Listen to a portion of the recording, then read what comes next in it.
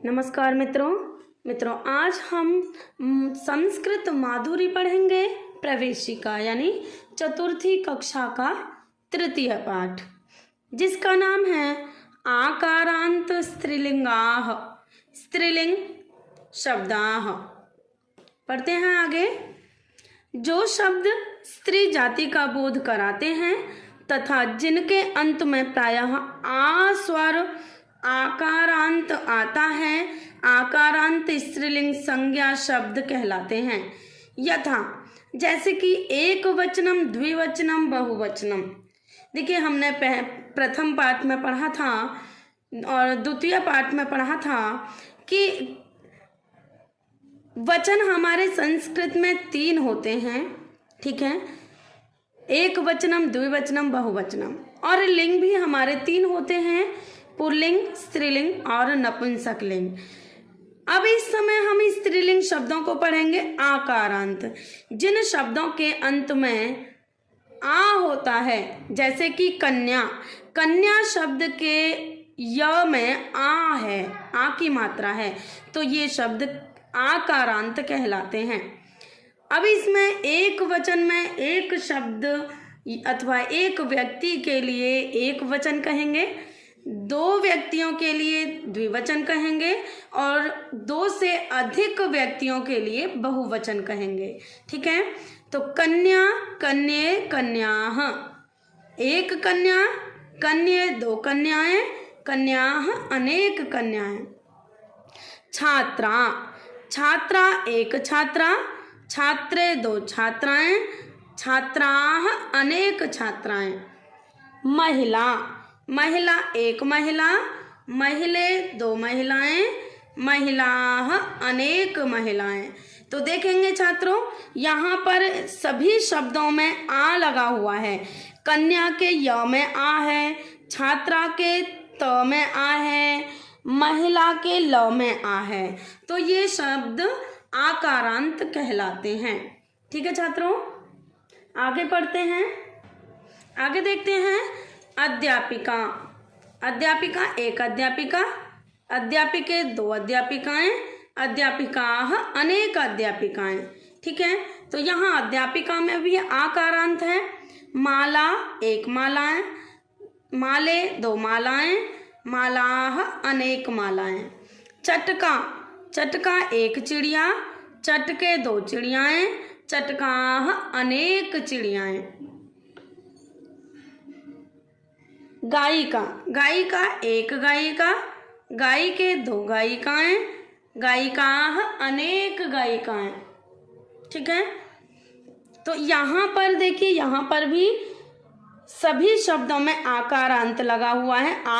अध्यापिका के क में आ है, माला के ल में आ है, चटका के क में आ है और गायिका के क में आ है, ठीक है छात्रों। आगे देखते हैं, आगे देखते हैं। शाटिका, शाटिका एक साड़ी, शाटी के 2 साड़ियाँ, शाटी के अनेक साड़ियाँ। वाटिका एक बगीचा, वाटिके 2 बगीचे, वाटिकाः अनेक बगीचे, ठीक है।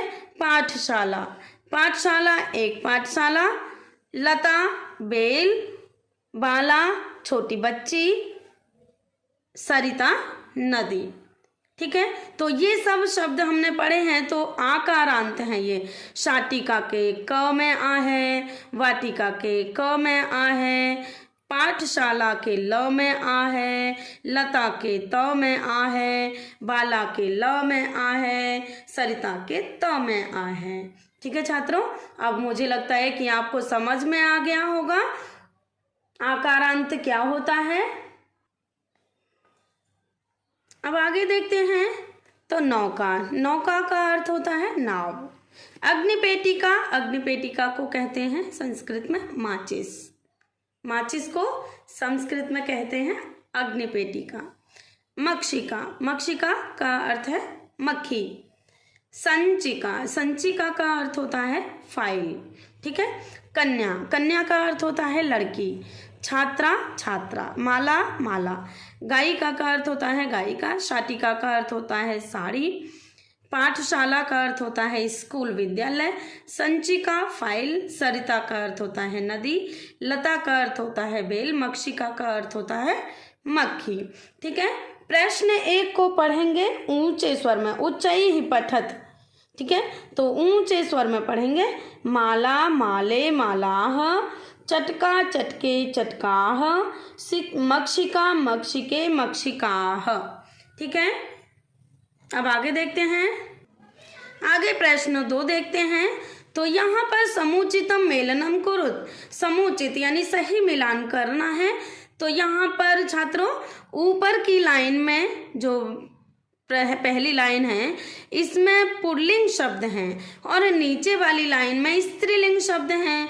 तो पुल्लिंग शब्दों से स्त्रीलिंग शब्दों पर मिलान करना है। जैसे कि छात्रः, छात्रः लड़के को कहते हैं, छात्रा लड़की को कहते हैं ना, यानी कि स्टूडेंट।